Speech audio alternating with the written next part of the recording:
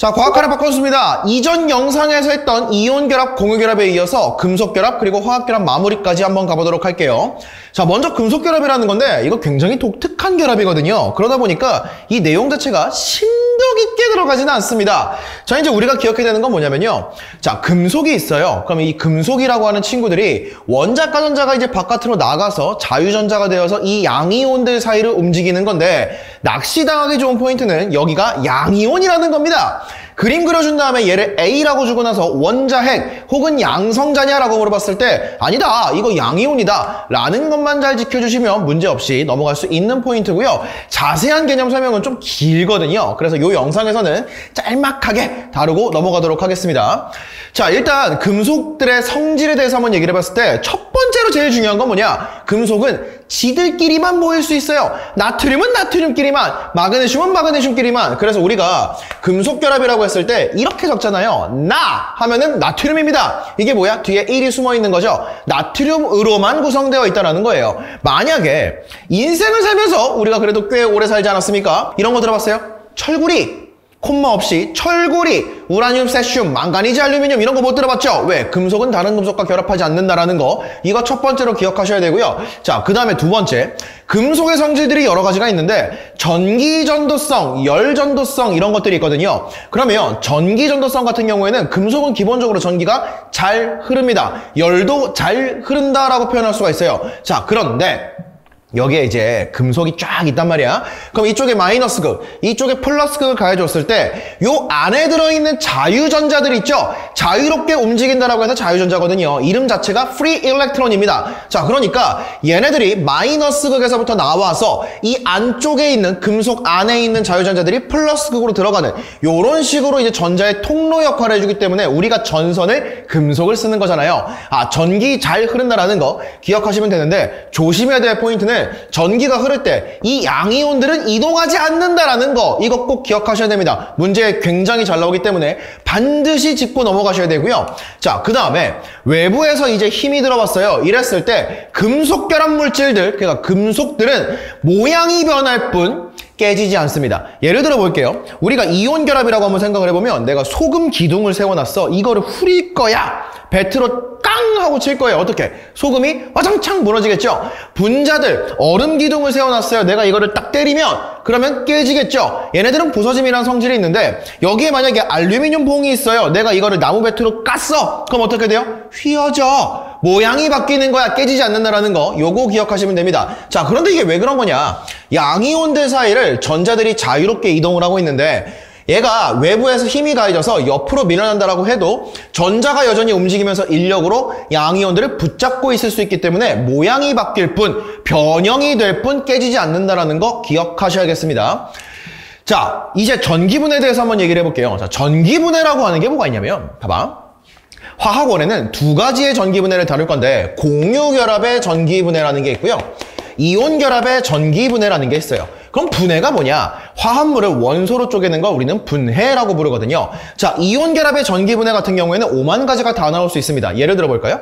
NaCl이라는 친구가 있대요. 그럼 내가 이 친구를 전기분해를 시킬 거야. 그러면 나트륨 원소로 쪼개주는 거죠. 염소는 Cl2가 안정한 상태이기 때문에 이렇게 만들어집니다. 그리고 개수를 잡아주면 요거 두 개, 요거 두 개 이렇게 써주면 되겠죠. 자, MgCl2가 있다라고 했을 때 자, 요 친구는 마그네슘 잡아주시고 염소 잡아주면서 이렇게 원소로 그냥 쪼개주기만 하면 되는 거예요. 어렵지가 않죠. 자, 그리고 개수도 그냥 111 잡아주면 되겠네요. 하나만 더 해볼까요? AlCl3라는 게 있다라고 했을 때는 알루미늄 그리고 Cl2라고 잡아주시고 얘가 짝수고 홀수니까 여기에 2 하나 넣어주면 얘가 2가 들어가고 3이 들어가서 이런 식으로 만들어지겠구나라고 이제 볼 수가 있다라는 거죠. 그런데 이온결합 화합물은 고체 상태일 때 양이온이 있어 없어? 이온결합 화합물 고체, NaCl 고체예요. 이온 들어있어요? 없어요? 있죠? 고체라고 해서 이온이 없는 게 아니야. 왜? 얘가 얘한테 전자를 넘겨줬으니까 애초에 이 관계로 붙어 있다라는 거예요. 그러면 얘네들은 이미 이온이라는 거죠. 그러면 양이온은 마이너스로 음이온은 플러스로 끌려가게 됩니다. 자, 그러니까 요 금속들이 양이온들이 끌려가서 만들어지는 거니까 얘네가 마이너스 극에서 만들어지겠네 라는 거 기억하셔야 되고, 그 다음에 이 친구들은 음이온이 끌려가서 만들어지는 거니까 플러스 극에서 만들어지겠구나 라는 것까지 기억하시면 이온 결합 끝난 겁니다. 자, 그 다음에 공유결합은 여러 가지 전기분해가 있는데 화학원에서는 물만 다룰 거거든요. 그래서 H2O라고 한번 잡아보죠. 그러면 요거를 원소로 쪼개면 H2 그리고 O2가 만들어지겠지. 그러면 여기에 개수 2 딱 적어주고 여기에 2 넣어주면 완성 이렇게 되는 겁니다. 자, 근데 얘네들도 극이 있는데 이 극을 다루는 거는 정확히는 화학2에서 다루는 개념이거든요. 그래서 우리가 외워야 되는 걸 수소는 마이너스 극, 산소는 플러스 극에서 만들어진다라는 것만 정확하게 기억하시고 넘어가시면 되겠습니다. 자, 이게 전반적인 전기분해에 대한 총론이고요. 자, 그러면 이쪽에 들어가서 시스템을 한번 보도록 할게요. 자, 여기에 용융 이렇게 나와 있는데, 자, 용융이라는 게 뭐냐? 열을 가해서 고체를 액체로 만드는 걸 용융이라고 부르거든. 그럼 용융액이라는 건 액체라는 소리가 되는 거예요.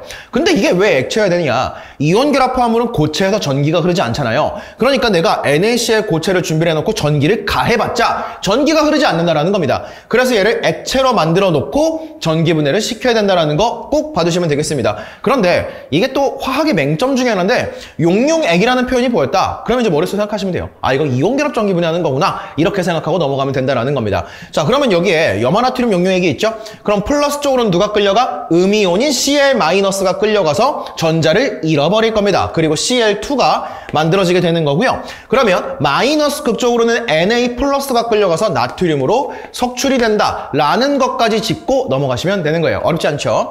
자, 그 다음에 이제 물 전기분해인데, 자, 물 전기분해는 여러 가지 그림이 있어요. 그런데 중요한 포인트가 뭐냐? 유리관이 2개입니다. 유리관 2개 있는 모양이 나왔다. 아, 이거 물전기분해하는 거구나. 이렇게 판단하고 넘어가시면 돼요. 그럼 여기도 보시면 관 2개가 꽂혀 있죠. 처음에 물을 가득 담습니다. 그리고 나서 이제 전기를 가해줄 건데 순수한 물은 전기가 흐르지 않아요. 그래서 여기에 NaOH 같은 것들을 이제 넣어준다라고 되어 있는데 얘가 이제 전해질, 그러니까 전기가 흐를 수 있게 만들어주는 역할을 해준다라는 겁니다. 그러면 전해질을 넣어준 다음에 전극을 가해주면 이제 여기가 이제 플러스 극이죠. 플러스 극에서 산소가 발생합니다. 마이너스 극은 수소가 발생하게 돼요. 그런데 여기에 개수가 2대 1이잖아요. 그래서 여기에 나와 있는 수소와 산소의 부피비가 2대 1이라는 것도 잡아주시면 되겠습니다. 자, 그래서 문제에서는 여기를 A극, B극이라고 준 다음에 얘가 X, Y라고 한 다음에 얘가 누굴까? 이렇게 물어본다라고 하면 요 부피만 잘 확인하시면 돼요. 많이 나오는 쪽이 수소다. 요거 이제 잡아주시고요. 적게 나오는 쪽이 산소다. 잡아준 다음에 산소가 플러스, 수소가 마이너스가 되겠네. 요런 식으로 문제를 풀어주시면 어렵지 않게 해결하고 넘어갈 수가 있겠습니다. 자, 이제 화학결합에 대해서 마지막 총정리를 한번 해보도록 할게요. 이 내용이 사실 굉장히 중요하고 시험에 정말 많이 나오기 때문에 꼭 봐두셔야겠습니다. 자, 여기에 들어있는 결정이라고 하는 거 그냥 고체구나라고 생각하시면 돼요. 결정이 있고 비결정이 있는데 이렇게 세세하게 나누는 거 화학 2에 나오는 거거든요. 그래서 결정은 그냥 고체구나 정도의 뉘앙스만 가져가시면 되는데, 금속 결정은 뭐냐? 금속 결합 물질이 고체일 때를 금속 결정, 이온 결합 물질이 결정일 때를 이온 결정이라고 부릅니다. 근데 공유 결합은 요렇게 2가지로 쪼개져요. 원자 결정, 분자 결정. 그리고 용어가 하나가 더 있거든. 공유 결정이라는 게 있어요. 근데 이 공유 결정은 분자가 아닙니다. 원자 결정을 공유 결정이라고 부른다. 요것도 정확하게 짚고 넘어가셔야겠습니다. 그래서 문제에 공유 결정이라고 되어 있으면 원자 결정 말하는 거구나. 이렇게 된다라는 거죠. 그러면 원자 결정과 분자 결정은 어떤 차이가 있느냐? 둘 다 공유 결합 물질인 건 맞는데 원자들끼리 공유 결합으로 무한하게 이어지는 걸 원자 결정, 분자처럼 딱딱딱딱 개수가 떨어지는 걸 분자 결정이라고 부르거든요. 그러면 어떻게 구분할 건데 그냥 요렇게만 기억하시면 돼요. 자, 분자가 되기 위한 조건들이 있습니다. 자, 첫 번째, 비금속으로만 구성되어 있어야 돼요. 만약에 어떤 놈의 화학식에 금속이 하나라도 들어가 있다? 분자가 아닙니다. 일단 공유결합을 할 것이란 얘기인데요. 만약에 금속이 있다면 금속 결정이거나 아니면 금속과 비금속이 만난 이온 결정에 해당하거든요. 그래서 분자가 될 수가 없다라는 거고요. 자, 두 번째, 화학식의 형태가 C라고 되어 있거나 SiO2라고 되어 있으면 분자가 안 됩니다. 이건 원자성 공유결합이에요. 실제로 원자 결정과 분자 결정을 우리가 화학식만 보고 알아낼 수는 없거든요. 그러다 보니까 화학원에 나오는 원자 결정이 사실 이 둘밖에 없습니다. 그래서 얘네들을 제외하고 나면 분자 결정이구나, 이렇게 러프하게 판단하시면 된다는 거예요. 그래서 여기에는 어떤 게 있냐, 다이아라던가 흑연이라던가 이런 친구들이 있거든요. 그래서 이런 친구들은 분자가 될 수 없다. 그러면 공유결합을 했어. 비금속으로만 구성되어 있겠네. 그런데 C와 SiO2가 아니야? 아, 그러면 다 분자야 하고 넘어가셔도 아무런 문제가 없겠습니다. 자, 요 정도까지 정리하면 일단 결정들에 대해서는 얘기를 했고요. 자, 그래서 화학결합은 원자 결정이든 분자 결정이든 공유결합, 그리고 공유결합이다. 자, 그런데 결정 구성 단위가 금속결합은 금속 양이온과 자유전자 사이의 정전기적 인력이죠. 자, 이온결합은 금속과 비금속의 정전기적 인력입니다. 자, 그런데 원자 결정은 원자들이 이어져 있다고. 그러니까 원자들끼리 공유결합을 하는 것이고, 분자 결정 같은 경우에는 원자들이 일단 분자를 형성을 해요. 그리고 나서 분자 사이의 인력에 의해서 결정이 구성이 된다라는 것도 알고 계셔야겠습니다. 자, 그리고 결정을 이룬 힘 쭉 보시면 될 것 같고요. 자, 이제 요게 정말 중요하거든요. 오, 별표. 자, 정말 너무너무 중요하다라는 건데, 자, 한번 볼게요. 자, 이 친구들은 시험 문제에 몇 개가 나와도 이상하지 않거든요. 그래서 정확하게 기억하셔야 되는데, 자, 금속결합 물질, 고체일 때 전기 흐릅니다. 전선 생각하시면 돼요. 액체일 때도 흐릅니다. 자유전자가 이동할 수 있으니까. 그런데 문제는 수용액이거든. 수용액 없어요. 금속결합 물질은 수용액이 전기가 흐르냐라는 질문 자체가 애초에 성립하기가 어렵다. 자, 금속이 물에 녹는 거 본 적 있으세요? 자, 여기에 이게 제 결혼 반지거든요. 그럼 만약에 제가 이제 세수를 했어? 쫙 이게 물로 이제 씻어낸 거야. 그랬는데 갑자기 딱 봤는데 손이 좀 허전해. 그래 봤더니 반지가 사라졌어. 왜? 물에 녹았어. 이상하잖아. 만약에 비가 쫙 내려요. 비가 내렸는데 내가 우산이 없는 거야. 그래서 막 뛰어가다 보니까 안경테가 뚝 떨어져. 안경에 경첩이 녹았어. 이상하잖아요. 애초에 금속은 물에 녹지 않기 때문에 금속 수용액이라는 정의 자체가 성립하지 않는다. 그래서 금속결합은 고체, 액체는 전기가 흐르고 수용액은 없어. 이렇게 넘어가시면 되는 거죠. 자, 이온 결합 물질 같은 경우에는 양이온과 음이온은 있는데, 고체에서는 둘이 다닥다닥 붙어 있으니까 전기가 안 흘러요. 액체는 살짝 떨어지죠. 움직일 수 있게 되니까 전기가 흐릅니다. 수용액은 너무너무 잘 움직여요. 그러니까 전기가 아주 잘 흐르겠구나, 이렇게 판단하시면 되고요. 자, 그 다음에 공유결합 물질들은 기본적으로 전기가 전부 안 흐르는 게 원칙입니다. 그런데 원자 결정에 예외적으로 흑연은 고체일 때 전기가 흘러요. 이런 거는 여러분의 경험에 비춰보시면 아마 초딩 때 이런 거 들어봤을 거야. 꼬마 전구 놀이 키트 해가지고 막 이 건전지 이렇게 꽂고 집게 전선으로 이렇게 연결한 다음에 꼬마 전구 딱 달아주면 선생님 불이 들어와요, 뭐 이런 거 하잖아요. 근데 만약에 선생님이 이과셨다? 그럼 이런 거 할 거란 말이야. 샤프심을 꺼내보세요 한 다음에 샤프심을 연결했을 때 그래도 불이 들어와요 하면은 흑연은 토체입니다, 뭐 이런 거. 그래서 그냥 그렇게 외워주시면 돼요. 그래서 흑연은 전기가 흐른다라는 겁니다. 자, 그 다음에 분자 결정에서 여기 산염기 있죠? 이 산염기는 수용액 상태일 때 이온화를 하는 성질이 있기 때문에 얘네들도 전기가 흐를 수 있다는 거. 요것도 시험에 잘 나오니까 예외적으로 따로 기억해 두셔야겠습니다. 자, 그 다음에 녹는 점, 끓는 점은 금속 결정 그리고 이온 결정은 기본적으로 높아요. 그런데 나오는 질문 중에 이게 있거든요. 둘 중에 누가 높냐? 따질 수 없습니다. 어떤 건 금속이 높고 어떤 건 이온이 높아요. 그러니까 전반적으로 높다라는 느낌만 가져가시면 돼요. 그런데 분자 같은 경우에는 굉장히 낮다라는 거죠. 근데 원자 결정은 반대로 굉장히 높습니다.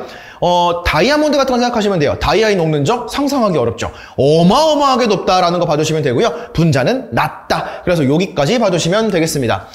자, 그 다음에 나머지 특징들에 대해서는 이제 교과서에 남아있는 걸 위주로 잘 정리해 주시면 되는데, 자, 일단 뭐 용해성 정도만 조금 보면요. 금속 결합은 녹지 않는다. 그 다음에 이온 결정은 잘 녹는다. 원자 결정은 녹지 않는다. 그리고 분자 결정은 여기 극성과 무극성이 나오잖아요. 요거는 이제 다음번에 분자를 자세하게 다루면서 그때 좀 더 살을 붙여보도록 하겠습니다. 자, 여기까지가 일단 3-1에 대한 개념들에 대한 영상이고요. 기본적으로 3단원이 어려운 단원은 아니에요. 그리고 우리한테 좀 익숙한 단원이기도 합니다. 통합과학에서도 배웠으니까요. 그럼에도 불구하고 이런 내용들을 하나하나 디테일까지 외우고 있지 않다면 생각보다 낚시에서 많이 낚일 수가 있어서 점수가 높게 나오지 않을 수도 있다라는 겁니다. 그러니까 정확하게 암기만 잘 해주시면 문제를 푸는데 크게 어렵지 않을 거니까 열심히 암기하시고 암기가 끝난 이후에 꼭 문제를 풀어보시길 권해드립니다.